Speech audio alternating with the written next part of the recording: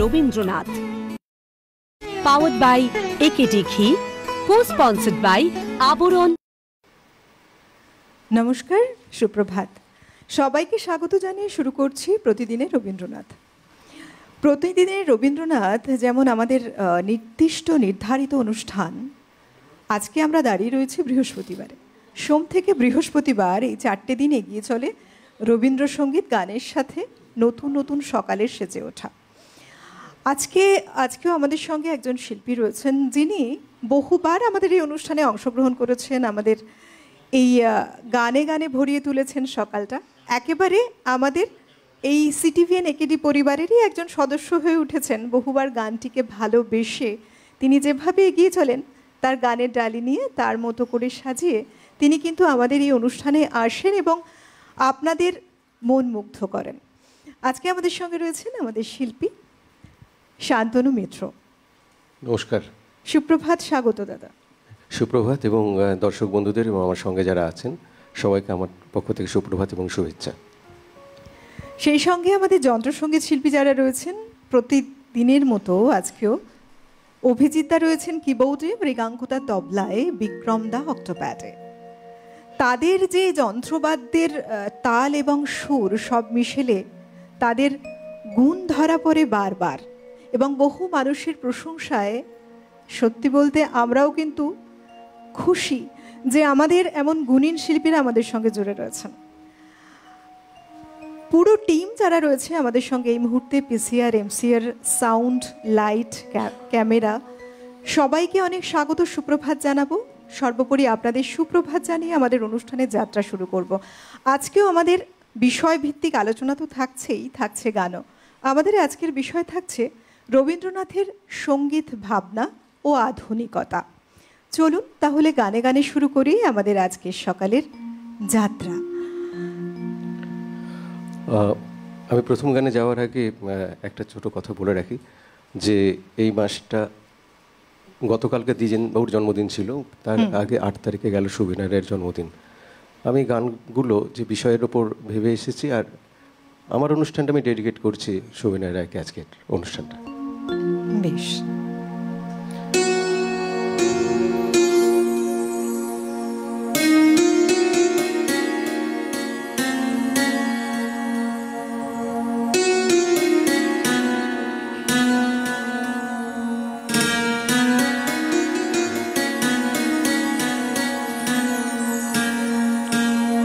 যেথায়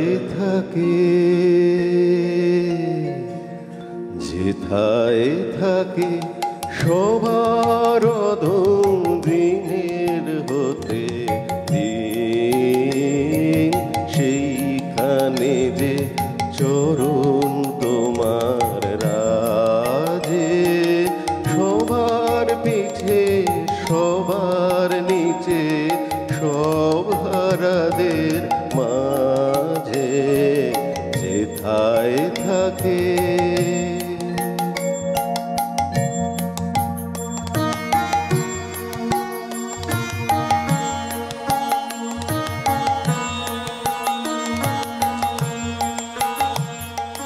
যখন তোমায় প্রণাম করি আমি, প্রণাম আমার কোনখানে যায় আমি।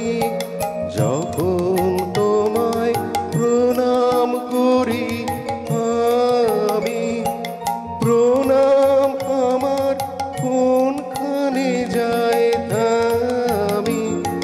তোমার চরণ যেথায় নামে অপমানের তলে, সেথায় আমার প্রণাম নামে না যে সবার পিছে সবার নিচে সব হারাদের মাঝে যেথায় থাকে।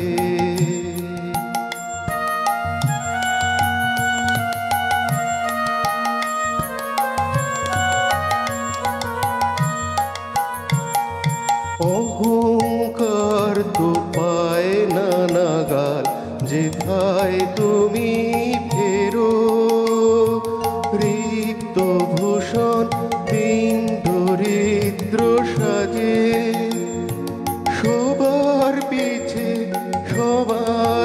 বেঁচে সব হারাদের মাঝে দনে মানে যেথায় আছে ভরি সেথায় তোমার সঙ্গ আশা করি সঙ্গী হয়ে আছো যেথায় সঙ্গীনের ঘরে সেথায় আমার হৃদয় নামে না যে সবার পিছে সবার নিচে সব হারাদের মাঝে যেথায় থাকে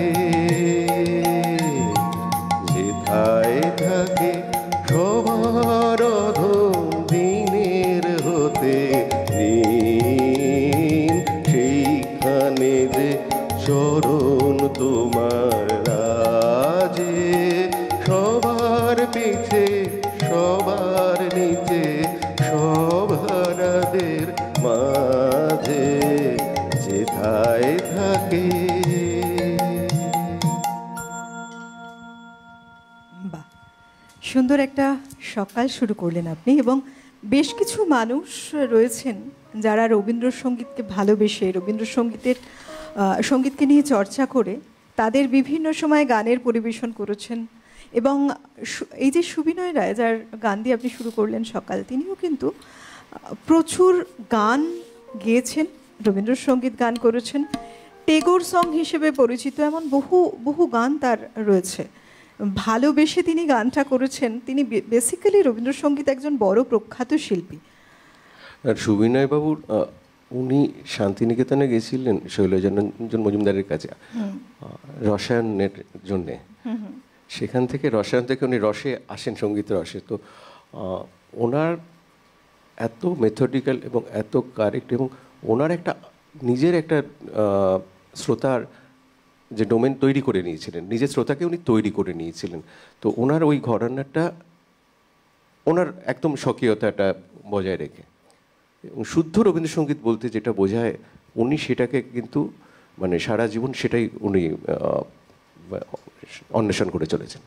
একেবারেই তাই। মূল ভাবধারাটাকে বহন করে নিয়ে চলা, এই সংখ্যাটা কিন্তু অনেক মানে হাতে গোনা বলা যায়। বেশ কিছু শিল্পী নিজেদের মতো করে গান গেয়েছেন, কিন্তু সুবিনয় রায় উনি অ্যাকচুয়ালি ভাবধারাটাকে ধরে রেখে যেভাবে রবীন্দ্রসঙ্গীতটাকে এগিয়ে নিয়ে গেছেন, রবীন্দ্রসঙ্গীত প্রচুর গান রয়েছে তার। এমন আজকে যে টপিক আপনাদের আমাদের যে টপিকটা এখানে আছে যে আধুনিকতা, রবীন্দ্রনাথের সঙ্গীত চিন্তা, আধুনিকতার নামে তো গানের অনেক এক্সপেরিমেন্টেশন হয়। সুবিনয় রায়ের কিন্তু মানে গানের শুদ্ধতাটার দিকেই ছিলেন, এবং সেই শুদ্ধ রবীন্দ্রসঙ্গীতটাই হয়তো সব থেকে বেশি আধুনিক, আমার এটা নিজের মনে হয়। আসলে এই যে আধুনিকতা, ঐতিহ্যকে ধরে রেখে নতুন সৃষ্টি এবং তাকে নিয়ে এগিয়ে চলা, রবীন্দ্রনাথ ঠাকুর এত সুন্দর একটা মিশেল তৈরি করেছেন যা আজকের সময় দাঁড়িয়েও কিন্তু ভীষণভাবে প্রাসঙ্গিক। এরপরে কি শুনবো? এটা আবার নিজের ভীষণ প্রিয় গান, সকালবেলা তো, এবং গানের সুরটুর হয়তো লাগবে না ঠিকঠাক, তো সেটা মনে করে এই গানটা হয়তো রবীন্দ্রনাথ লিখে রেখেছিলেন আমার জন্যে। আচ্ছা, শুনি।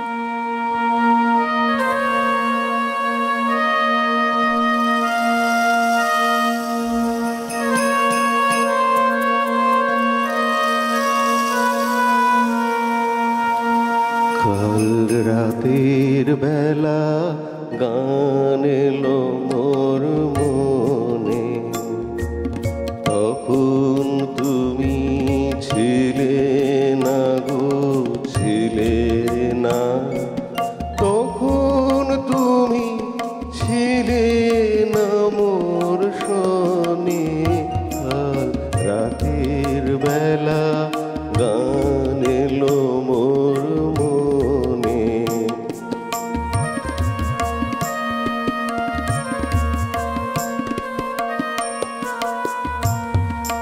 যে কথাটি বলবো তোমায় বলে, কাটলো জীবন নীরব চোখের জলে, যে কথাটি বলবো তোমায় বলে, কাটলো জীবন নীরব চোখের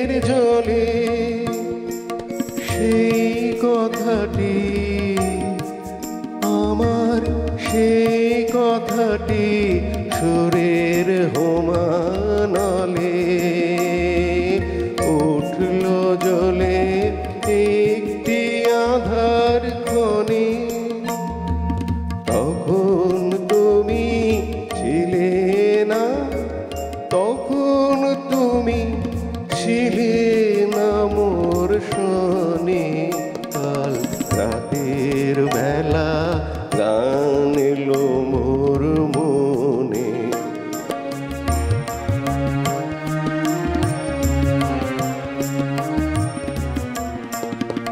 ভেবেছিলেন আজকে সকাল হলে সেই কথাটি আমার, সেই কথাটি তোমায় যাব বলে।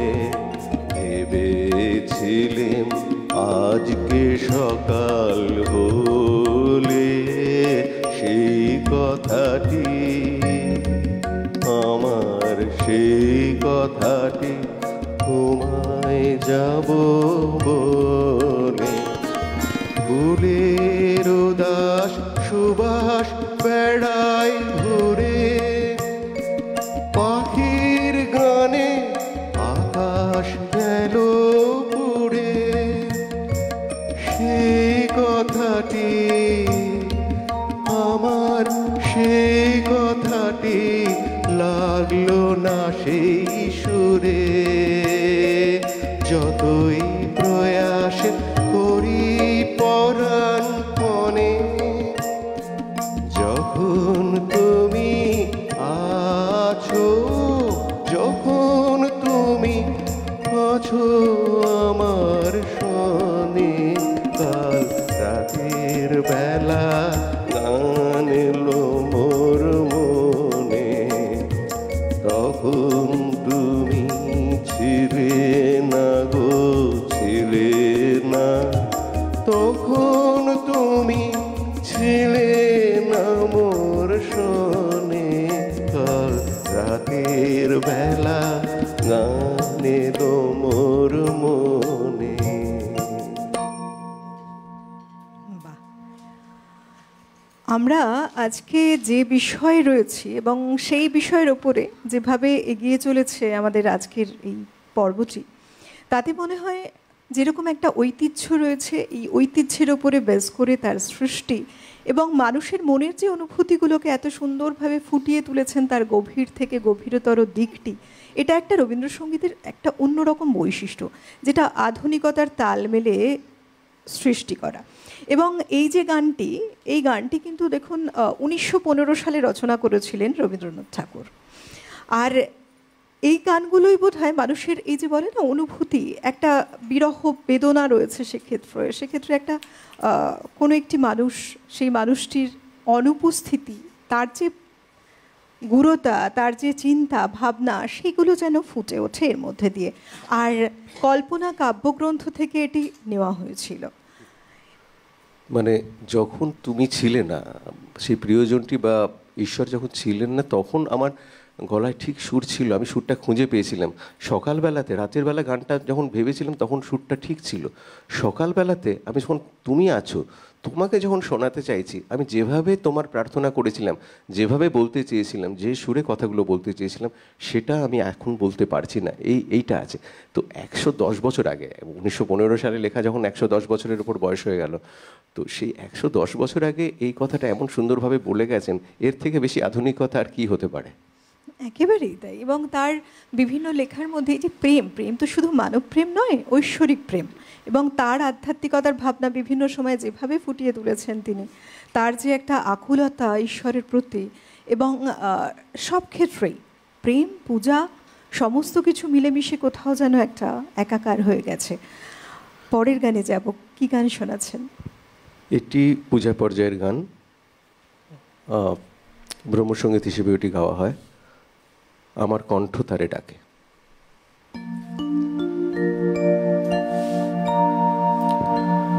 আমার কণ্ঠ তারে ডাকে, তখন হৃদয় কোথায় থাকে। আমার কণ্ঠ তারে ডাকে, তখন হৃদয় কোথায় থাকে। আমার কণ্ঠ তারে ডাকে।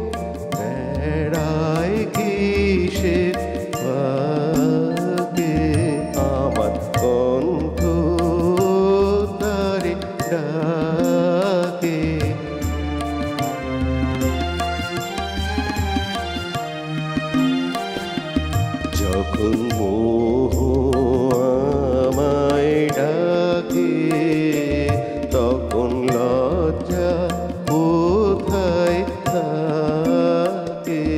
যখন মোহ আমায় ডাকে, তখন লজ্জা কোথায় থাকে। যখন আনে তমহারি আলোক তরবারি, যখন আনে তমহারি আলোক তরবারি, তখন পরাণ আমার কোন কোণে যে লজ্জা দেব থাকে। আমার কণ্ঠ তারে ডাকে, তখন হৃদয় কোথায় থাকে। আমার কণ্ঠ তারে ডাকে।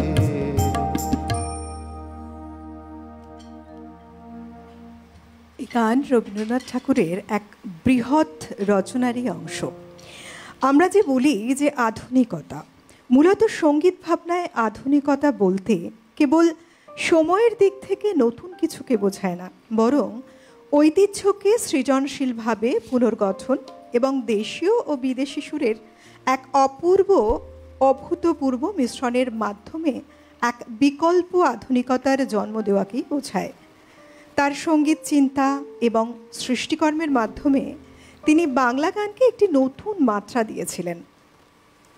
রবীন্দ্রনাথ ঠাকুর তার কঠোর শাস্ত্রীয় রীতিনীতিকে সম্পূর্ণ বর্জন করেননি, বরং ধ্রুপদ, খেয়াল, ঠুমরি এবং লোকগীতির মতো ঐতিহ্যবাহী ভারতীয় সঙ্গীতের রূপগুলোকে আত্মস্থ করে তার সাথে নিজস্ব কাব্যিক ভাবনা এবং পাশ্চাত্য সুরের এক সংমিশ্রণ ঘটিয়েছেন তিনি। তার আধুনিকতার একটি প্রধান দিক হল গান ও কবিতার একাত্মতা। তিনি মনে করতেন সুর এবং কথার ভাব একাকার হয়ে যাবে, এটিকে বাদ দিয়ে অন্যটি অর্থহীন। বরং এই যে সুর এবং কথার ভাব দুটো একাত্ম হলেই মূল দিকটি প্রকাশ ঘটে, অর্থপূর্ণ হয়। সুরকে তিনি কবিতার মেজাজ বা মুড প্রকাশের মাধ্যম হিসেবে ব্যবহারই করেছেন। তিনি প্রচলিত রাগগুলিকে হুবহু ব্যবহার না করে বরং প্রয়োজন অনুযায়ী পরিবর্তন বা দুটি ভিন্ন রাগের উপাদান মিশিয়ে নতুন রূপ, নতুন সুর সৃষ্টি করতেন, যাতে গানের কথা ও ভাব যথাযথভাবে প্রকাশ পায়। তার উদ্দেশ্য ছিল নতুন রাগ তৈরি নয়, বরং কবিতার ভাবকেই তুলে ধরা। তার যে ভাবনা, তার যে চিন্তা এত সুন্দর বৈচিত্র্যপূর্ণ, তাই তো আমাদের এই যে বিষয়, এই বিষয়টি অত্যন্ত প্রাসঙ্গিক এবং জানারও প্রয়োজন রয়েছে। তার সৃষ্টির কত দিক, তার ভাবনার গূঢ় অর্থ কতখানি অর্থ বহন করে। আমরা গানে যাব, এবার কি শোনাবেন? এটা একটি জনপ্রিয় গান এবং আমার আবার বলছি ভীষণ প্রিয় গান, খেলাঘর বাঁধতে লেগেছি।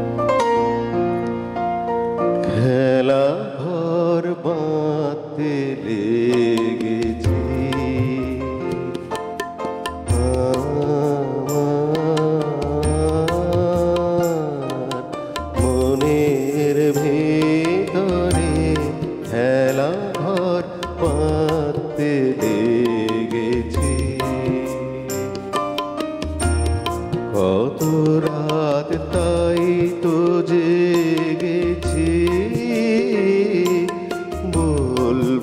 ভিতরে খেলা ঘর মারতে লেগেছি।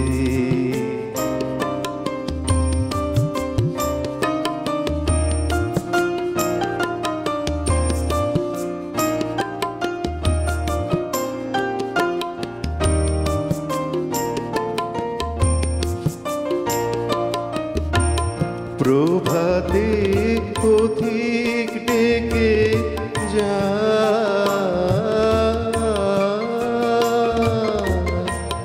অবসর পাইনি আমি প্রভাতে পথিক ডেকে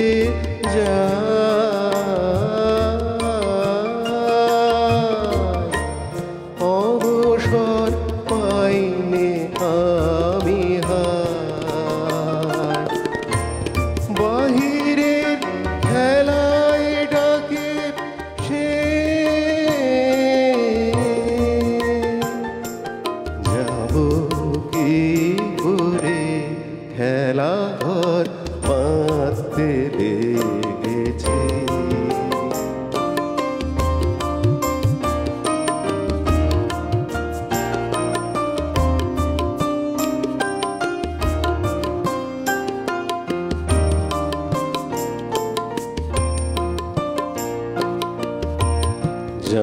আমার সবার হেলা ফেলা যাচ্ছে ছড়া ছড়ি পুরনো ভাঙা দিনের ঢেলা আই দিয়ে ঘর গড়ি। আমার সবার হেলা ফেলা যাচ্ছে ছড়া ছড়ি পুরনো ভাঙা দিনের ঢেলা আই দিয়ে ঘর গড়ি। যে আমার নতুন খেলার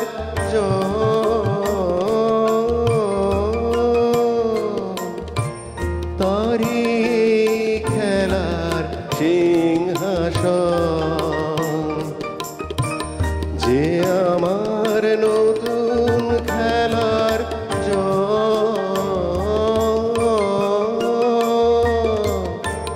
তারি খেলার সিংহাসন।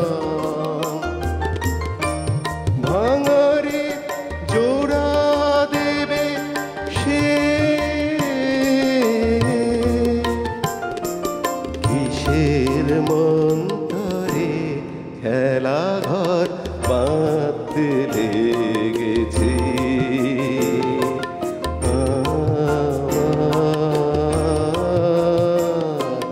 মনের ভিতরে খেলা ঘর বাঁধতে লেগেছি। বাহ! রবীন্দ্রনাথ ঠাকুরের বহু গান এমন রয়েছে যেটা বাংলা ছায়াছবিতে ব্যবহার হয়েছে বহু, এবং এই যে গানটি 2018 সালে অন্তঃসত্ত্বা ছবিতে ব্যবহৃত একটি গান ভীষণভাবে জনপ্রিয়তা লাভ করেছিল। এই যে বলি না যে আধুনিকতা নিয়ে কথা, রবীন্দ্রনাথ ঠাকুর যে তার গানের সাথে আধুনিকতার কিভাবে এক মেলবন্ধন তৈরি করেছেন, তাই বলি রবীন্দ্রনাথ ঠাকুর তার সঙ্গীতে বিভিন্ন উপাদানের মিশ্রণ ঘটিয়ে আধুনিকতাকে আত্মস্থ করেছেন। তারই আধুনিক দৃষ্টিভঙ্গি তৎকালীন ঔপনিবেশিক আধুনিকতার বিরুদ্ধে এক ধরনের সাংস্কৃতিক প্রতিবাদও ছিল।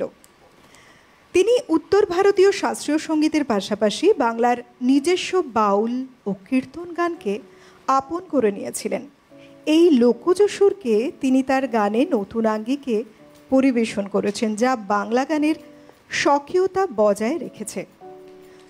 যদি বলি পাশ্চাত্য সুরের প্রভাব, সেখানেও দেখি তার সৃষ্টিতে তিনি ইউরোপ ভ্রমণের সময় পাশ্চাত্য সঙ্গীতের সুর ও আঙ্গিক দ্বারা প্রভাবিত হয়েছিলেন এবং অনেক গানে সেই সুর সফলতার সাথে প্রয়োগ ঘটিয়েছেন তিনি।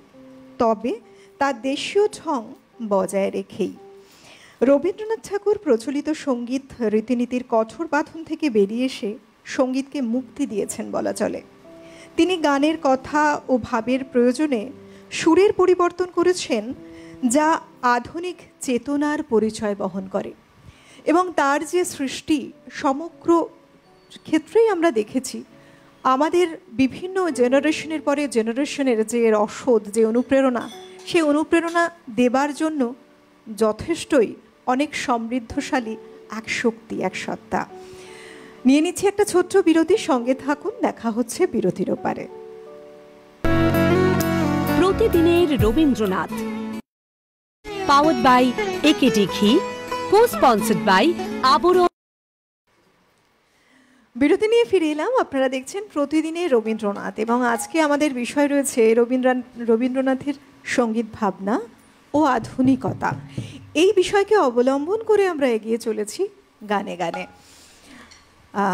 সরাসরি আমাদের সঙ্গে রয়েছেন আজকে আমাদের ভীষণ প্রিয় একজন শিল্পী, শান্তনুদা। যে জন্যে আজকে 13 তারিখ, আর 1-2 দিনের মধ্যে আমাদের ক্ষণস্থায়ী হেমন্তকাল শেষ হয়ে যাচ্ছে। রবীন্দ্রনাথ হেমন্তকাল নিয়ে খুবই অল্প কয়েকটা গান লিখেছেন, হিমেরো রাতে বা এরকম কয়েকটা, হেমন্তে কোন বসন্তেরই বাণী। আমি একটা গান অন্তত হেমন্তকালের জন্যও গাওয়া যাক, হায় হেমন্ত লক্ষ্মী। নবান্ন আসছে, উৎসব একটা আমাদের, তো সেটাও তো ঐতিহ্যের সঙ্গে আধুনিকতার একটা মেলবন্ধন। তো এই গানটা আমি এই জন্যে রেখেছি।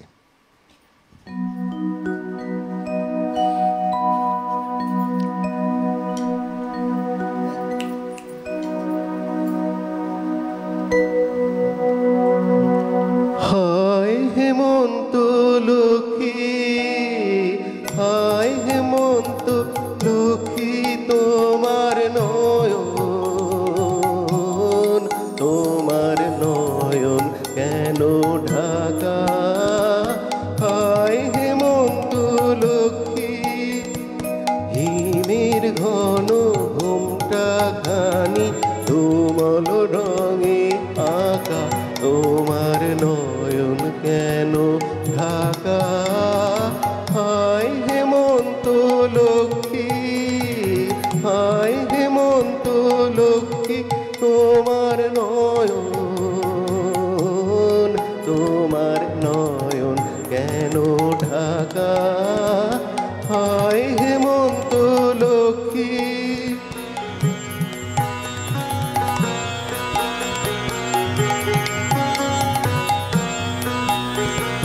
সন্ধ্যা প্রদীপ তোমার হাতে মলিন হেরি, কেন মলিন হেরি কুয়াশাতে? সন্ধ্যা প্রদীপ তোমার হাতে মলিন হেরি, কেন মলিন হেরি কুয়াশাতে? কণ্ঠে তোমার বাণী কেন করুণ বাষ্পে মাখা? তোমার নয়ন, তোমার নয়ন কেন ঢাকা? হায় হেমন্ত লক্ষ্মী।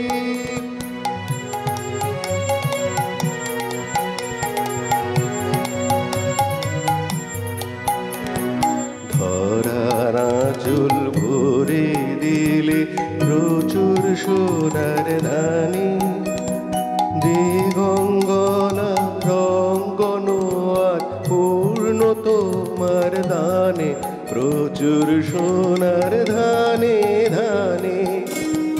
ধরার আঁচল ভরে দিলে প্রচুর সোনার ধানে, দিগঙ্গনা রঙ্গন আর পূর্ণ তোমার দানে, প্রচুর সোনার ধানে ধানে। আপন দানের আড়ালিতে রইলে কেন তুমি, রইলে কেন আসন পেতে? আপন দানের আড়ালিতে রইলে কেন তুমি, রইলে কেন আসন পেতে? আপনাকে কেমন তোমার গোপন করে রাখা তোমার নয়ন, তোমার নয়ন কেন ঢাকা? হায় হেমন্ত লক্ষ্মী, হায় হেমন্ত লক্ষ্মী, তোমার নয়ন, তোমার নয়ন কেন ঢাকা? হায় হেমন্ত লক্ষ্মী। বিভিন্ন ঋতুকে তাদের যে ঋতুর যে তাৎপর্যপূর্ণ, ঋতুর যে ভাব, প্রত্যেকটাকে আলাদা আলাদা করে রবীন্দ্রনাথ ঠাকুর এত সুন্দর করে পরিবেশন করেছেন তারা লেখনীতে। প্রত্যেকটি ঋতু আলাদা করে এক অন্যরকম মাত্রা পেয়েছে তাদের নিজ নিজ সত্তা অনুসারে। কারণ প্রত্যেকটি ঋতুর যেরকম পরিবর্তন ঘটে এবং তাদের প্রত্যেকটির যে এই পরিবর্তন একটা বৈশিষ্ট্য বহনকারী পরিবর্তন, সেটি খুব সুন্দরভাবে প্রকাশিত। রবীন্দ্রনাথ ঠাকুর তার সঙ্গীতের একটি বিশেষ গোষ্ঠীর মধ্যে সীমাবদ্ধ না রেখে সঙ্গীতকে বরং সব মানুষের কাছে আবেদনময়ী করে তৈরি করেছেন। তার গান আজও সব ঋতুতে জীবনের প্রতিটি পদক্ষেপে ভীষণভাবে প্রাসঙ্গিক। তার যে সঙ্গীত ভাবনা তা ছিল মূলত ভাবকেন্দ্রিক ও মানবতাবাদী। তার মতে গান কেবলই বিনোদনের মাধ্যম নয়, বরং এটি আত্মপ্রকাশের একটি শক্তিশালী উপায়। তিনি বাণী ও সুরের এত সুন্দরভাবে মিলন ঘটিয়েছেন কারণ বিশ্বাস করতেন তিনি যে গানে বাণী বা কথা সুরের চেয়ে কোনো অংশে কম গুরুত্বপূর্ণ নয়। রবীন্দ্রসঙ্গীতের সুর ও বাণী অবিচ্ছেদ্যভাবে জড়িত, একটি অন্যটিকে ফুটিয়ে তোলে। শাস্ত্রীয় সঙ্গীতে যেখানে রাগরূপ পরিস্ফুটিত হয়, সেখানে সেই যে শাস্ত্র সঙ্গীতের ভাব রাগ রূপটিকে পরিস্ফুটিত করা, তার মুখ্য উদ্দেশ্য সেখানে রবীন্দ্রসঙ্গীতে রাগ গৌণ এবং ভাবই মুখ্য। তিনি রাগকে ভাবের বাহন হিসেবে ব্যবহার করেছেন। তার গানে মানব জীবনের সব রকম অনুভূতি, প্রেম, প্রকৃতি, ভক্তি, দেশপ্রেম, দর্শন এবং আধ্যাত্মিকতা, এই সমস্ত কিছুর এক অপূর্ব ভাব ফুটে উঠেছে। আমরা এই জন্যই বোধহয় বলি যে আমরা আমাদের প্রাণের কবি রবীন্দ্রনাথ ঠাকুরকে এমনভাবে পেয়েছি জীবনে, প্রত্যেকটি অনুভূতিতে, প্রত্যেকটি বিষয়ে, প্রত্যেকটি ঋতুতে, প্রত্যেকটি ভাবধারায় বলা চলে।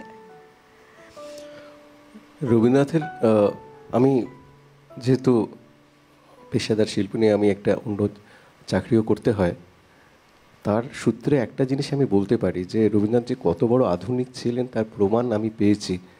আমি একটা অন্য জায়গাতে, একটা অন্য দেশে গিয়েছিলাম, সেখানে তারা এখন হয়েছে কি কর্পোরেট ওয়ার্ল্ড কি হয়, একটা দেশে সেখান থেকে বিভিন্ন দেশ থেকে সেখানে লোকজন আসেন। যেমন একটা হল্যান্ডে যদি কোনো কাজ হয় তাহলে ব্রাজিল থেকে, আর্জেন্টিনা থেকে, বা পাশের পোল্যান্ড থেকে, ভারত থেকে, পাকিস্তান থেকে, সব জায়গা থেকে লোকজন আসেন, ইউরোপ, আমেরিকা, সব জায়গা থেকে। ম্যানেজমেন্ট পলিসি যেটা হচ্ছে সেটার মধ্যে একটা খুব ইম্পর্ট্যান্ট ফ্যাক্টর হচ্ছে যে ডাইভার্সিটি অ্যান্ড ইনক্লুশন। মানে কি, D&I, আমি বৈচিত্র্য, আমার যে লোকজন আছেন, যে আমার সংস্থা যেটা এক হয়ে কাজ করবে, বিবিধের মাঝে দেখো মিলন মহান, যে বৈচিত্র্যটা আছে এবং সবাইকে নিয়ে চলা, এইটা কিন্তু রবীন্দ্রনাথের হচ্ছে পুরো দর্শন। এইটা না হলে আমরা কি করছি, আমরা খণ্ড খণ্ড বসুধাকে খণ্ড ক্ষুদ্র করি, নিজের উঠোনে দেয়াল তুলছি। তো এই দর্শনটাতে কত বড় তিনি আধুনিক ছিলেন সেটা আমরা তার প্রতিনিয়ত প্রমাণ পাচ্ছি। আমি যদি শকুন্তল, পাঠান, মোগল এক দেহে লীন হয়ে গেছে এটা তিনি ভাবতেন। আমরা কি করি এখন, মোটামুটি আমরা চেষ্টা করছি আমি আলাদা, তুমি আলাদা, আমার ভাষা আলাদা, তোমার ভাষা আলাদা, আমার ধর্ম আলাদা, তোমার ধর্ম আলাদা। রবীন্দ্রনাথের কাছে কিন্তু এটা সম্পূর্ণ একটা অন্য ছিল, ওই ডাইভার্সিটিটাকে সম্মান করে সবাইকে ইনক্লুড করা, সেটা কিন্তু তার একটা চরম আধুনিকতার প্রকাশ। আমি গানের বাইরে এসে তার দর্শন নিয়ে বললাম। এবং সত্যি তাই, তার জন্যই বিশ্বভারতীতে তিনি এত সুন্দর একটা সৃষ্টি করে গেছেন শিক্ষাক্ষেত্রেও, যেখানে সবার মেলবন্ধন, ভ্রাতৃত্বের বন্ধন এবং সংস্কৃতির যে আদান প্রদান, সেই মাধ্যমটিকে তিনি তার সৃষ্টি দ্বারা তেমনই একটা ইচ্ছে ছিল বলেই মনে অন্যভাবে তুলে ধরেছেন। এবং ঐক্যের কথা তিনি বারে বারে বলেছেন। সেখানে কিন্তু কোনো জাতি ধর্ম সমস্ত কিছুর মানে ঊর্ধ্বে গিয়ে মানব ধর্মটা প্রকাশ পেয়েছে বারে বারে। আর সবের মেলবন্ধনেই তো একটা সত্যিকারের যেটা সংস্কৃতি, সব জায়গার একটা সংস্কৃতির যে বৈচিত্র্য সেটা ঘটানো সম্ভব। একঘেয়েমি থেকে বেরিয়ে আসা এবং একে অপরের কালচারকে জানা, এটাও অনেক গুরুত্বপূর্ণ। এবার কি শোনাবেন? অনেক কথাবার্তা হয়েছে, একটা গানে যাই। কোলাহল তো বারণ হলো, এবার কথা গানে। বাহ, চলে।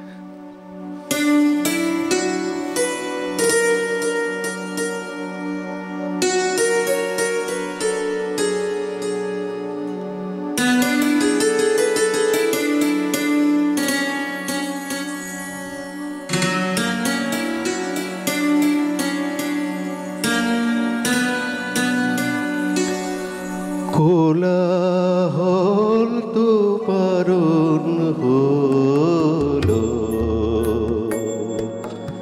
এবার কথা কানে কানে, এখন হবে প্রাণের আলাপ, কেবল মাত্র গানে গানে। কোলাহল তো বারণ হলো,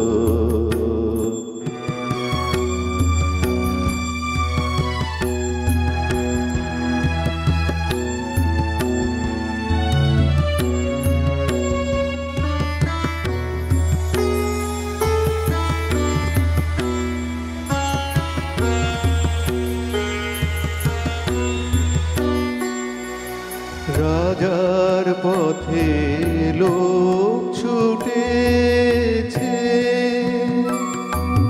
বেচা কেনার ফাঁক উঠেছে। রাজার পথে লোক ছুটেছে, বেচা কেনার ফাঁক উঠেছে। আমার ছুটি অবেলাতেই দিন দুপুরে মধ্যখানে, কাজের মাঝে রাগ পড়েছে কেন যে তা এই বাজানে। কোলাহল তো বারণ হলো,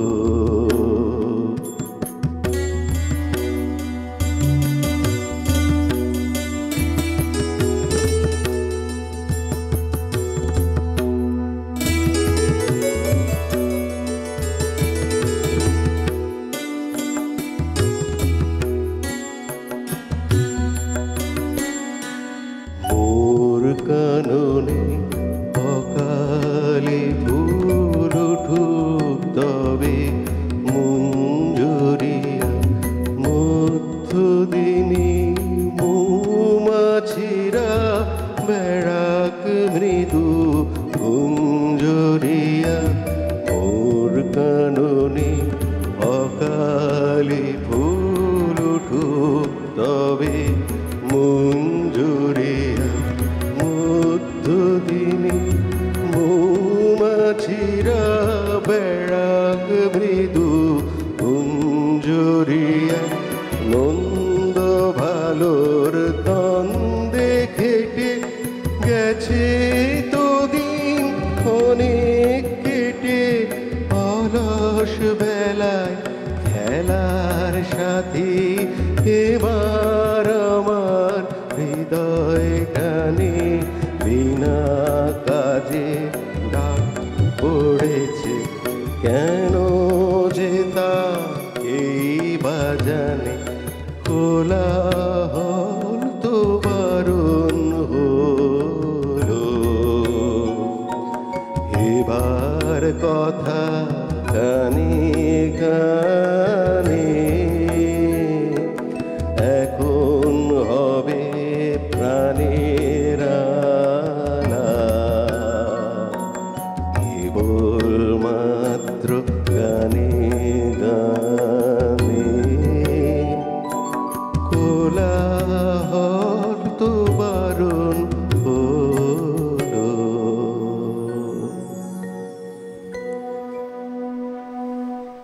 এই গান মূলত আমার মনে হয় একটুখানি যদি যারা বাজালেন তাদেরকে এখানে একটুখানি কৃতজ্ঞতা স্বীকার না করলে খুব অন্যায় কাজ হবে। তো আমার নমস্কার, শুভেচ্ছা এবং প্রণাম যারা বাজলেন তাদের প্রতি। প্রত্যেকটি গানে গানে এত সুন্দর করে সকাল গড়ে তোলে আমাদের এই যন্ত্রসঙ্গীত শিল্পী, প্রত্যেকেই খুব গুণী শিল্পী এবং সত্যি যতটা প্রশংসা করা হবে ততটাই কম। আর নিজেদের লোক তো, নিজেদের ঘরের লোক তো, তাই যখন কেউ প্রশংসা করে আরও বেশি খুশি হই। নিজেদের লোককে প্রশংসা যদি বেশি করে ফেলি, মানুষ ভাবে নিজেদের লোককে বোধহয় প্রশংসা করছি, একেবারেই নয়। বরং সত্যি খুব গুণী শিল্পী, আবারও বলছি, প্রশংসা করার মতোই। এবং আপনারা যখন প্রশংসা করেন আরও বেশি খুশি হয়ে যাই।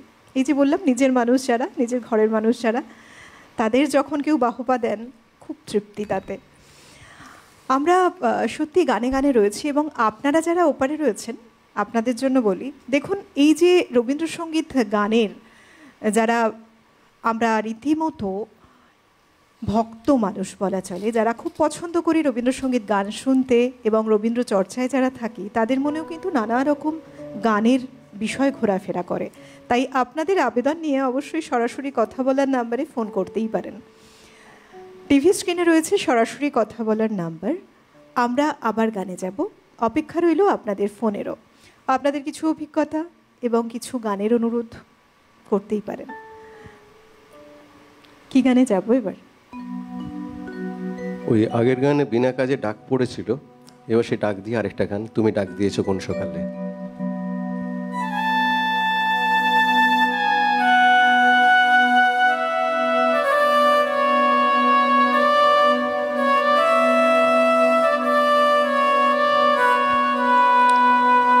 তুমি ডাক দিয়েছো কোন সকালে, কেউ তা জানে না। তুমি ডাক দিয়েছো কোন সকালে, আমার মন যে কাঁদে আপন মনে, কেউ তা মানে না।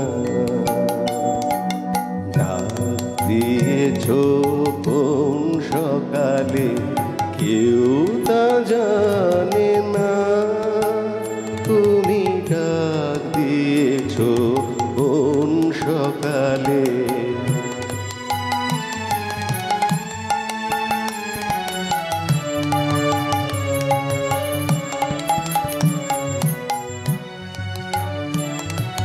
ফিরে আমি উদাস প্রাণে তাকাই সবার মুখের পানে। ফিরে আমি উদাস প্রাণে তাকাই সবার মুখের পানে। তোমার মতো এমন টানে কেউ তো টানে না। তুমি ডাক দিয়েছো কোন সকালে, কেউ তা জানে না। তুমি ডাক দিয়েছো কোন সকালে।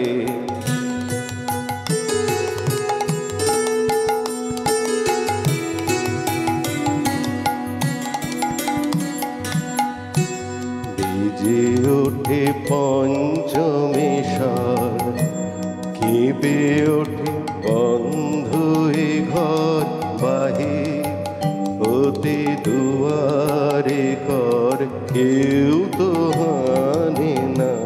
বেজে ওঠে পঞ্চমী স্বর, কেঁপে ওঠে বন্ধ এ ঘর বাহির হতে দুয়ারে কর, কেউ তো হানে না।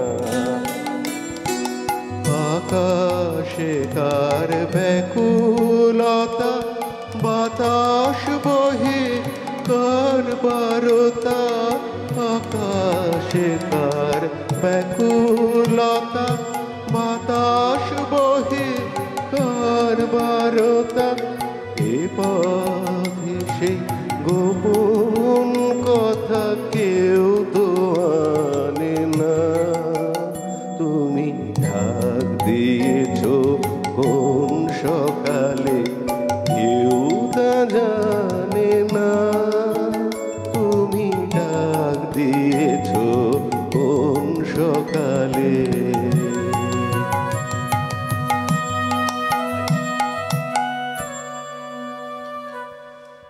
বাহ, এই গান কবিগুরু লিখলেন। কবিগুরুর প্রকাশিত এই গানটি 1911 সাল, এবং এই যে পূজা পর্যায়ের যে গানগুলো তার মধ্যে এটি একটি অন্যতম গান, যেখানে আধ্যাত্মিকতা, ভক্তি ভাব সমস্তটা খুব সুন্দরভাবে প্রকাশ পেয়েছে। আসলে কবিগুরু রবীন্দ্রনাথ ঠাকুর সমস্ত বাধা নিয়ম সব কিছু ভেঙে ফেলেছিলেন এই যে গান এবং সুরের সব কিছু গণ্ডি পেরিয়ে তিনি এত সুন্দরভাবে তার সৃষ্টির শৈলী তৈরি করলেন, যা আজও আমাদের কাছে এক অনবদ্য এবং অসীম সম্পদ ভাণ্ডার। রবীন্দ্রনাথ ঠাকুরের গানে স্কটিশ ব্যালাডের মতো পাশ্চাত্য সুরের স্পষ্ট প্রভাব দেখা যায়, যা তিনি পুরনো সেই দিনের কথা যে গান, সেই গানে ব্যবহারও করেছেন। এছাড়া তিনি বিভিন্ন অঞ্চলের লোকগীতি থেকে অনুপ্রেরণাও নিয়েছিলেন। তিনি প্রচলিত তালের বাইরে গিয়ে নতুন নতুন তালের সৃষ্টি বা পরিবর্তন করেছিলেন, যা গানের ভাব অনুযায়ী ছন্দবদ্ধ হতো। তিনি মনে করতেন যে সঙ্গীতের যে সর্বজনীনতা সেটা থাকা বিশেষ প্রয়োজন, আর সেক্ষেত্রে তিনি সঙ্গীত কেবল বিনোদনের জন্য নয়, বরং আধ্যাত্মিক আত্ম উপলব্ধি এবং নান্দনিক আনন্দের মাধ্যম হিসেবে মনে করেছেন, সেভাবেই করেছেন। তার গান জীবনের সকল আনন্দ বেদনাকে স্পর্শ করে এবং এটি একটি সর্বজনীন আবেদন। রবীন্দ্রনাথ ঠাকুর তার সঙ্গীত চিন্তা এবং তার রচিত 2000-এরও বেশি গানে প্রচলিত সঙ্গীত কাঠামো ভেঙে দিয়ে ভাব ও সুরের এক অনন্য মিশ্রণ মাধ্যমে এক নতুন ধারার সূচনা করেছিলেন।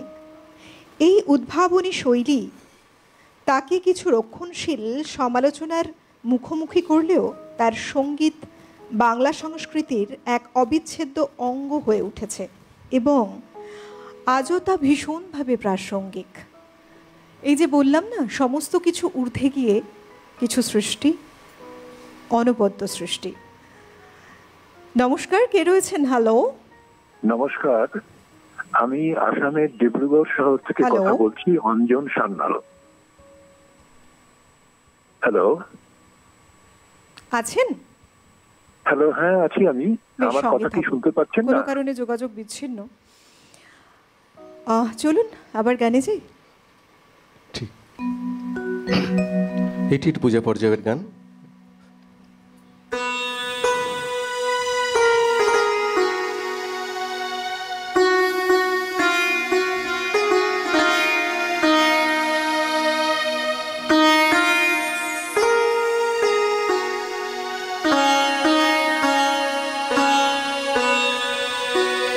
জগত জুড়ে উদার সুরে আনন্দ গান বাজে, জগত জুড়ে উদার সুরে আনন্দ গান বাজে। সে গান কবে গভীর রবে বাজিবে হিয়া মাঝে, জগত জুড়ে উদার সুরে আনন্দ গান বাজে।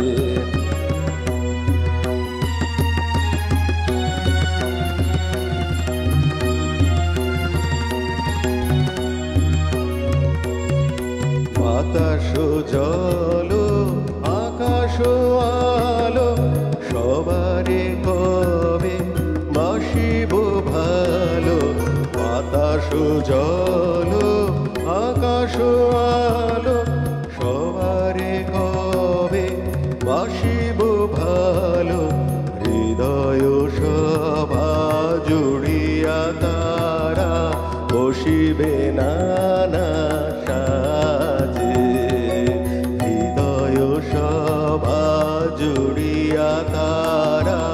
বসিবে নানা সাজে জগৎ জুড়ে উদার সুরে আনন্দ গান বাজে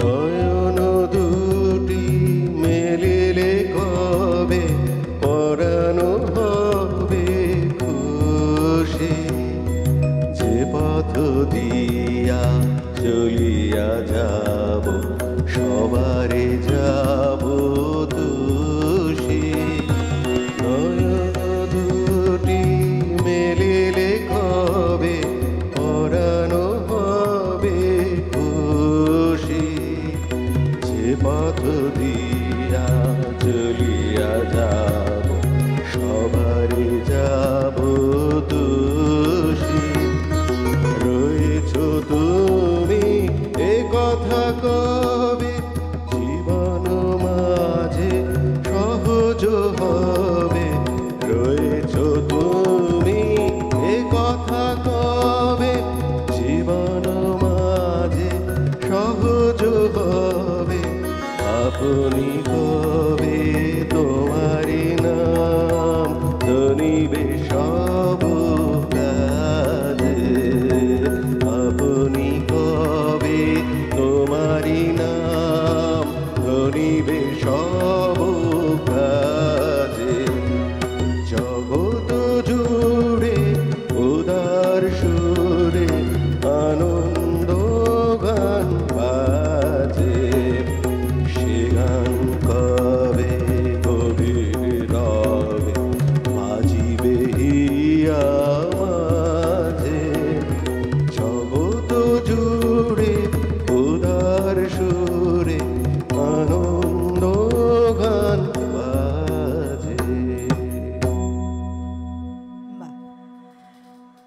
1909 সালে কবিগুরুর রচনা করা গান এবং সকলের মধ্যে ঈশ্বরের বাস এ কথা বলছেন তিনি। তিনি এটাও মনে করেন যে একটা সময় আসবে যে সময় সবার মধ্যে ভাগাভাগি করে সব কিছু একটা সুরের টানে একই চেতনায় মিশে যাবে। আমাদের সত্যি বলতে এই যখন ভাবনা, কবির ভাবনা এবং কবির গান যখন শুনি একটা অন্যরকম ভাব তৈরি হয় মনের। চলুন, সময় বলছে আবার একবার থামতে হবে, তারপরে আমরা আবার গান, সুর, কথা সব কিছু নিয়ে এগিয়ে চলবো। নিয়ে নিচ্ছি একটা ছোট্ট বিরতি, সঙ্গে থাকুন, দেখা হচ্ছে বিরতির ওপারে। প্রতিদিনের রবীন্দ্রনাথ, পাওয়ার্ড বাই একেডি ঘি, কো-স্পন্সর্ড বাই আবরণ। বিরতি নিয়ে ফিরে এলাম, আপনারা দেখছেন প্রতিদিনের রবীন্দ্রনাথ। আজকে আমাদের আবার আরও একটি পর্ব সেজে উঠেছে গানে গানে। আজকের বিষয় ভাবনাটি হচ্ছে রবীন্দ্রনাথ ঠাকুর সঙ্গীতের সাথে কত সুন্দরভাবে আধুনিকতার একটা মেলবন্ধন ঘটিয়েছিলেন, সেই বিষয় নিয়ে আমরা এগিয়ে চলেছি। রবীন্দ্রনাথ ঠাকুরের সঙ্গীত ভাবনা ও আধুনিকতা। আমাদের সঙ্গে শিল্পী রয়েছেন শান্তনু মিত্র। আজ আবার আমরা গানে গানেই যাত্রা শুরু করি এই অধ্যায়টুকু।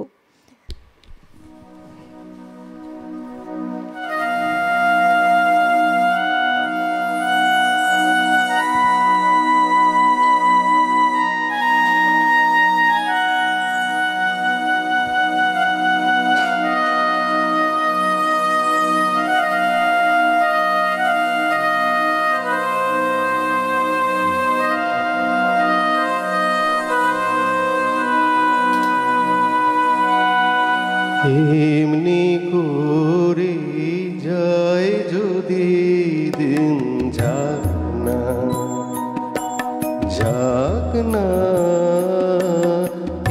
এমনি করে যায় যদি দিন যাক না। মন উড়েছে উড়ুক না রে, মন উড়েছে উড়ুক না রে, মেলে দিয়ে গানের পাখনা, যাক না এমনি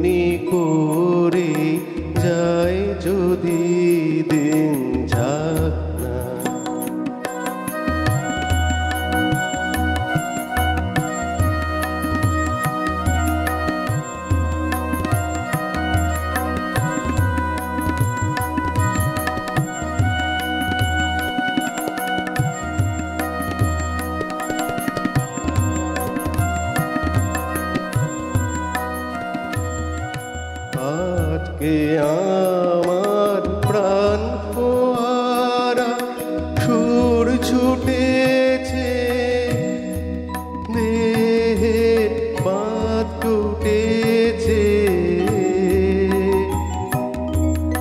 আজকে আমার প্রাণ ফোয়ারা সুর ছুটেছে, দেহের বাঁধ টুটেছে। মাথার পরে ভুলে গেছে আকাশের ওই সুনীল ঢাকনা। জাগনা এমনি করে যায় যদি দিন, জাগনা।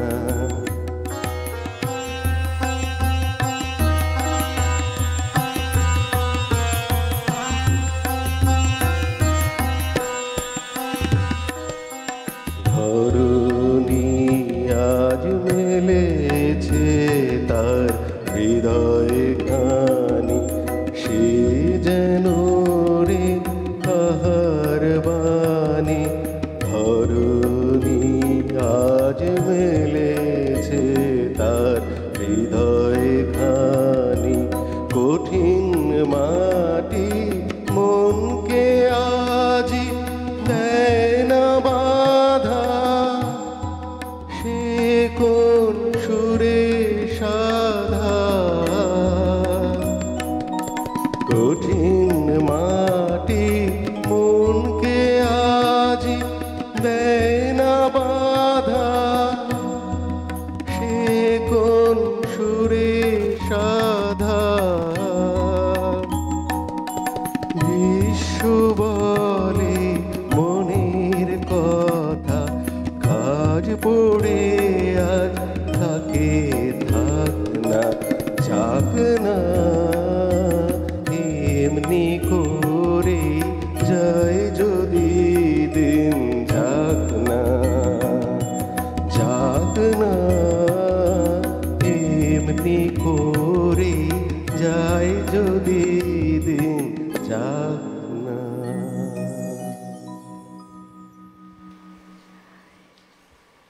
এই গানটি মূলত 1916 সালে প্রকাশিত হয়েছিল প্রথম প্রবাসী পত্রিকায়, এবং এই পত্রিকায় যে প্রথম প্রকাশ ঘটল তারপর থেকে এই গান ধীরে ধীরে জনপ্রিয়তা লাভ করে এবং মানুষের মন ছোঁয়া গান কিছুর মধ্যে এটাও অন্যতম একটি রবীন্দ্রসঙ্গীত। এই গানের কথার থেকে বেশি আধুনিক কিছু এখন অবধি বাংলাতে কিছু লেখা হয়েছে বলে আমার মনে হয় না। কত সুন্দর না, কত সুন্দর মানে সেই যে ধ্রুবপদ গান রবীন্দ্রনাথ বলে গেছেন, ফুলেরও মতো সহজ সুরে, সহজ কথা, সহজ সুর, সহজভাবে, মানে যত ওনার মানে পরিণত হয়েছেন রবীন্দ্রনাথ, নিজেকে করেছেন, তত কিন্তু সহজ হয়ে গেছে। মানে একটা রবীন্দ্রনাথও আধুনিকতা নিয়ে আবু সঈদের আইয়ুবের একটা বই আছে, সেখানে উনি বলেছেন যে শেষকালে উনি কিন্তু মানে কবিতাগুলো মনে হতো প্রায় গদ্য হয়ে গেছে একেবারে, কিন্তু তার কি মাধুর্য, সেটাই আসল। সত্যি তাই, এত সুন্দর মানে সৃষ্টিগুলো আমরা যদি দেখি, তার কত সহজ সরল ভাষা, সহজ সরল কথা, তার সাথে সুরের এত সুন্দর রোপণ, সমস্তটা মিলে একটা মন ছোঁয়া ব্যাপার। এই কারণেই বোধহয় সব ধরনের, সব বয়সের, সব রকম মানুষ তার গানকে এতখানি গ্রহণ করেছেন মন থেকে। সবার ভীষণ প্রিয় গানগুলো। পরের গানে যাই।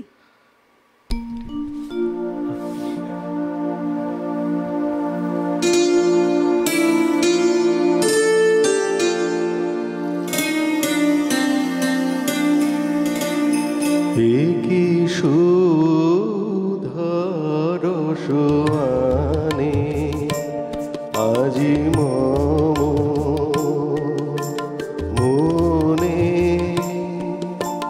প্রাণে, কি সুধর সোয়ানে আজি মনে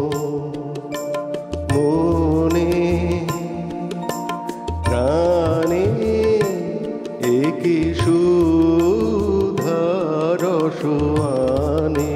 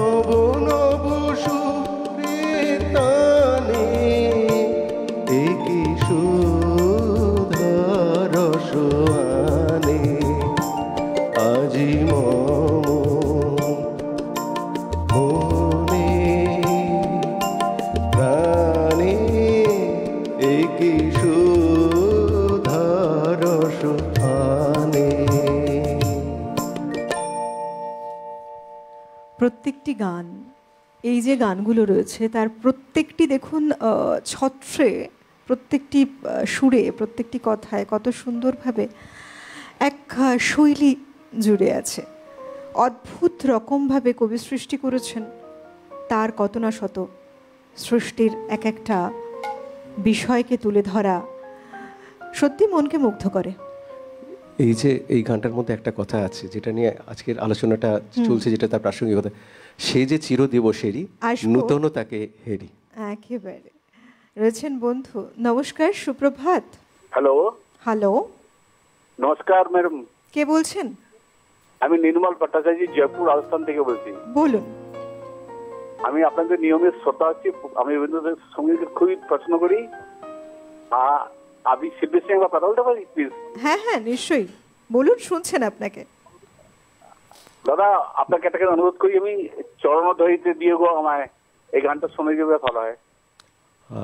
ধন্যবাদ। আমার নিজের ভীষণ প্রিয় গান, সকালেরই গান, ভৈরবীর আগে এবং দাদার কীর্তি সিনেমার। এই অনুরোধটা একটু আগে করলে হয়তো খুব ভালো লাগতো, রাখতেও পারতাম। আমি পরের বার যখন আসবো নিশ্চয়ই রাখবো। অশেষ ধন্যবাদ এই গানটির অনুরোধ করার জন্য। অনেক ধন্যবাদ, ভালো থাকুন। দেখুন আসলে কি না, এই যে কিছু কিছু গান আমাদের ক্ষেত্রে সবসময় কিন্তু কানের মধ্যে যেন বসে আছে, মনে বসে আছে গান। আর এই গানটি কি অসাধারণ। আপনি যখন এই যে দাদার কীর্তি সিনেমাটার উল্লেখ করলেন, সেই যে সিকোয়েন্সটা, হ্যাঁ, সেটাই যেন মনে পড়ছে। তাপস পাল গাইছেন তার মানে লিপসে, ওটা সম্ভবত ওনার প্রথম সিনেমা বাংলাতে, উনি ওই সিনেমায় কত কত সুন্দরভাবে পরিবেশিত হয়েছে, এত সুন্দরভাবে। হ্যাঁ, হিন্দিতে, বাংলাতে এটা প্রথম সিনেমা। হিন্দিতে যেটা করেছিলেন মাধুরী দীক্ষিত ছিলেন অপোজিট কাস্টে। সত্যি তাই, কত কিছু মনে পড়ে যায় না একটা গানকে কেন্দ্র করে। মানে যে এরকম প্রচুর গান রয়েছে রবীন্দ্রসঙ্গীতের, আমরা বিভিন্ন সময় সেই সিকোয়েন্সগুলো মনে করি। তখন তরুণ মজুমদারের যে সিনেমাগুলো হয়েছে না, যদি সবাই নস্টালজিক হয়ে যাবেন হয়তো, তার সিনেমাগুলোতে বাঙালি যেভাবে রবীন্দ্রসঙ্গীত গায়, প্রত্যেকটা মুহূর্তকে উনি ধরেছেন কোনো না কোনোভাবে ওনার কোনো না কোনো সিনেমাতে, এবং মানে অমর করে রেখে গেছেন কিছু গান।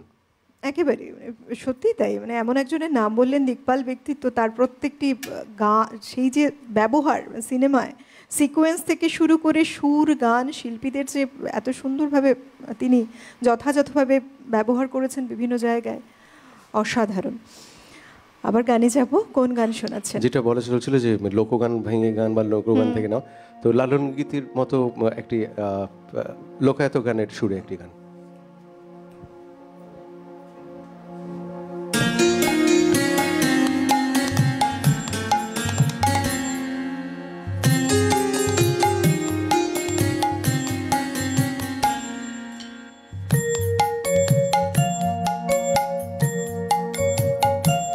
আমার প্রাণের মানুষ আছে প্রাণে, তাই হেরি তাই সকলখানে।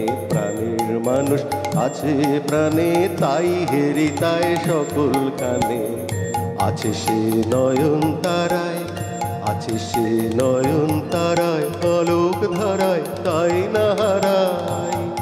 ওগো তাই দেখি, তাই যেথায় সেথায় তাকাই আমি যেদিক মানে। প্রাণের মানুষ আছে প্রাণে, তাই হেরি তাই সকলখানে। প্রাণের মানুষ আছে প্রাণে, তাই হেরি তাই সকলখানে।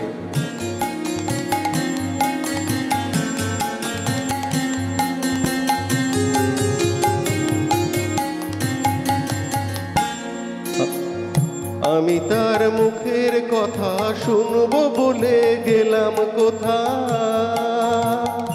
আমি তার মুখের কথা শুনবো বলে গেলাম কোথা। শোনা হলো না, হলো না, আজ ফিরে এসে নিজের দেশে,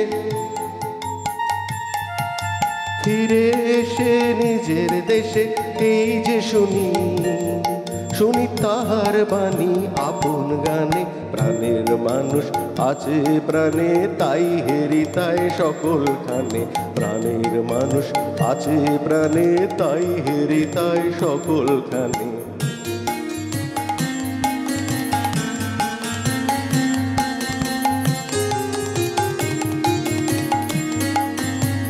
কে তোরা খুঁজিস তারে কাঙাল বেশে দাঁড়ে দাঁড়ে, তোরা খুঁজিস তারে কাঙাল বেশে দাঁড়ে দাঁড়ে, দেখা মেলে না মেলে না। ও তোরা আয় রে ধে দেখ রে চে, আয় রে ধে দেখ রে চে আমার বুকে, ওরে দেখ রে আমার দুই নয়নে, প্রাণের মানুষ আছে প্রাণে তাই হেরি তাই সকলখানে, আছে সে নয়ন তারায়, আছে সে নয়ন তারায় অলোক ধারায় তাই না হারায়। ওগো তাই দেখি তাই যে তাই সে তাই তাকাই আমি যেদিক পানে, প্রাণের মানুষ আছে প্রাণে তাই হেরি তাই সকলখানে, প্রাণের মানুষ আছে প্রাণে তাই হেরি তাই সকলখানে। এটি একটি পূজা পর্যায়ের গান এবং 1910 সালে রচনা হয়েছিল এই গান।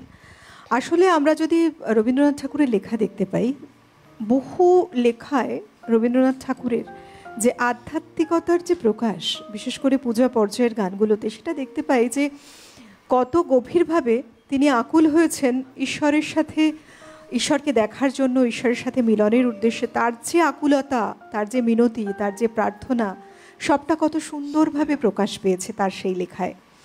এবং কবিগুরু রবীন্দ্রনাথ ঠাকুর যখনই কোনো পূজা পর্যায়ের গান তিনি রচনা করেছেন, আমরা কিন্তু সেই যে মনের ভাব, সেই মনের ভাবটা প্রত্যেকটি লেখার মধ্যে দিয়ে যে প্রস্ফুটিত হয়েছে সেটাই দেখেছি। বরং বলা চলে যে পরবর্তী যে সময়গুলো, পূজা পর্যায়ের গানগুলো যারা বেসিক্যালি দেখা যায় যে আসলে আমাদের তো ঈশ্বর ছাড়া কিছু নেই, জগৎজোড়া ঈশ্বর, এবং জীবনের প্রত্যেকটি ক্ষণে ক্ষণে তার প্রতি আমাদের প্রার্থনা তখন আসে, সেটা অনেক দুঃখের সময় হোক কিংবা কোনো একটা সময় আনন্দে। বরং আমরা মনের যখন খুব কষ্টের কোনো অনুভূতি হয়, সেই সময়ে তাকে আমরা স্মরণ করি। মুক্তির লাভের যে উপায়, সেই সময়ও আমরা তাকেই স্মরণ করি, কারণ জানি তিনি সব, তিনি পারেন আমাদের মুক্ত করতে সমস্ত বাঁধন থেকে, সমস্ত কষ্ট থেকে, সমস্ত অনুভূতির জন্য যে দুঃখ যন্ত্রণা, সব কিছু থেকে মুক্ত করতে পারেন। তার সাথে আকুলতা তো রয়েইছে। ঈশ্বর লাভের যে উপায়, তার জন্য ভক্তি থাকতে হয়, তার জন্য তার গভীরতা থাকতে হয়। এবং সেই কারণেই আমরা বিভিন্ন সাধকদেরও বোধহয় দেখেছি যে একইভাবে তারা কিভাবে দিন রাত সাধনা করেছেন, তপস্যা করে গেছেন ঈশ্বর প্রাপ্তির উদ্দেশ্যে। মুখ্য লাভ এটাই জীবনের। জন্ম যেখানে মৃত্যু নিশ্চিত, কিন্তু আধ্যাত্মিকতা একটা অনেক বড় অংশ আমাদের জীবনের। আর এই আধ্যাত্মিকতা ছাড়া আমাদের মুক্তির কোনো উপায় নেই। জীবনকে চেনার, জীবনের গভীরতা বোঝার যে মুখ্য বিষয়, সেটাও সম্ভব হয় না আধ্যাত্মিকতা না থাকলে। আধ্যাত্মিকতার উপরে বিশেষভাবে জোর দিয়েছেন কবিগুরু রবীন্দ্রনাথ ঠাকুর নিজেও, তার লেখা তারই প্রকাশ। তিনি অন্বেষণ করে চলেছেন ছোটবেলা থেকেই বাবার সঙ্গে, এবং পরে নিজে উপাসনা, আধ্যাত্মিকতা, প্রার্থনা সবই, মানে অন্বেষণটা তার চিরকাল চলেছে। ঠিকই তাই। গানে যাই? যেহেতু শীত পড়ে গেছে, আমরা গরম জামা পরছি, শীতের আগমনী একটা গান।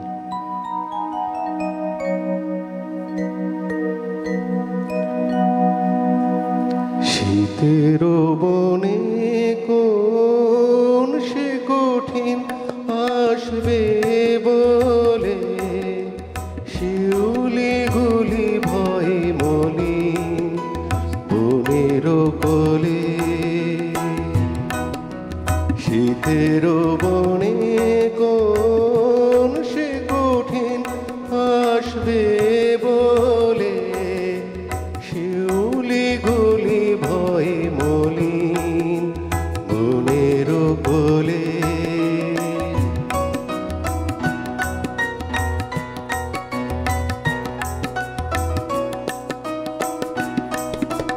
আমলকি ডাল সাজলো কাঙাল, খুশিয়ে দিল পল্লব জাল।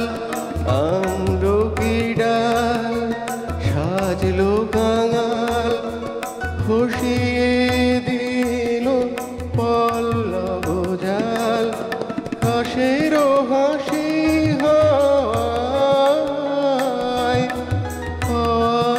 হাসি যায় যায় সে চলে শিউলি গুলি ভয়ে মলি বনের কোলে শীতের বনে কোন সে কঠিন আসবে বলে শিউলি গুলি ভয়ে মলি বনের কোলে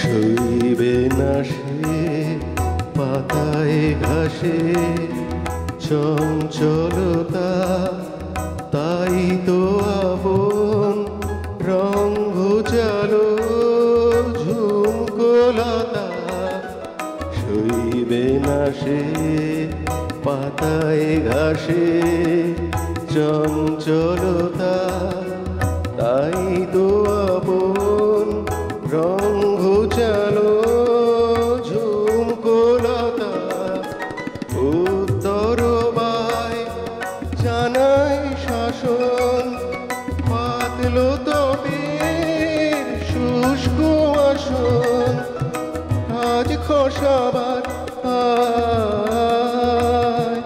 এই লীলাকার অট্টরলে শিউলি গুলি ভয়ে মনি বনের কোলে শীতের বনে কোন সে কঠিন আসবে বলে শিউলি গুলি ভয়ে বলি বনের কোলে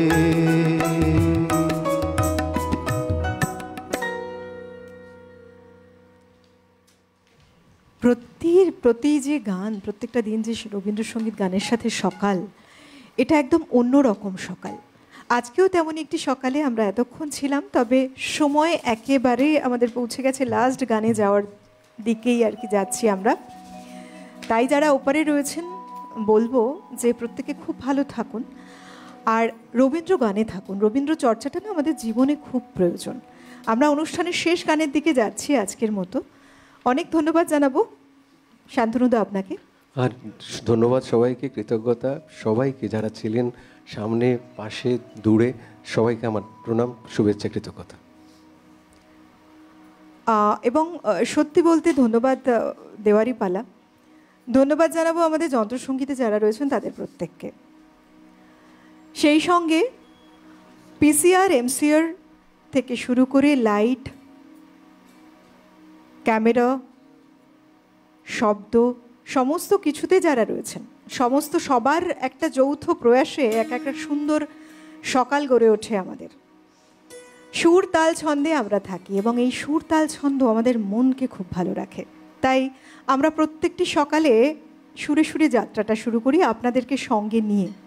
এবং সত্যি বলতে আপনাদের ভালোবাসা ছাড়া একটা সকাল এত সুন্দর করে গড়ে তোলাও কিন্তু সম্ভব নয়। তাই আপনাদের অনেক ধন্যবাদ জানাবো। প্রত্যেক দিন এইভাবেই জুড়ে থাকুন। আপনাদের ভালোবাসা আমাদের কাছে অনেক অনেক মূল্যবান। সবাইকে ধন্যবাদ জানিয়ে আমি অলোকানন্দা গানে গানে বিদায় নিচ্ছি। অনুষ্ঠানের শেষ গানে যাচ্ছি।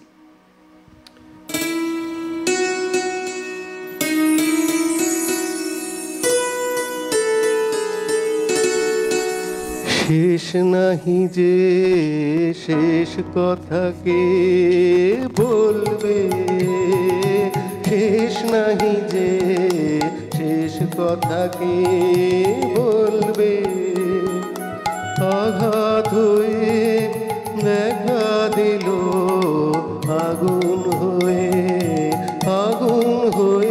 জ্বলবে,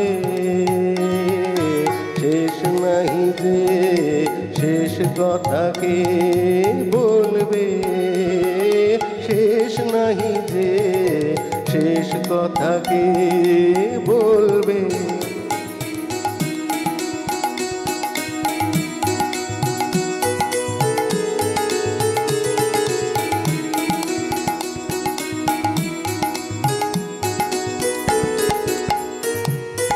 সঙ্গকুলে মেঘের পালা, শুরু হবে বৃষ্টি ঢালা।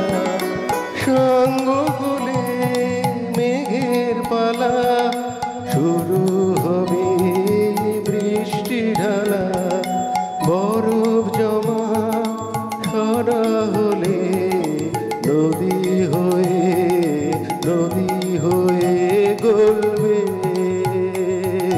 শেষ নাহি যে শেষ কথাকে বলবে, শেষ নাহি যে শেষ কথাকে বলবে।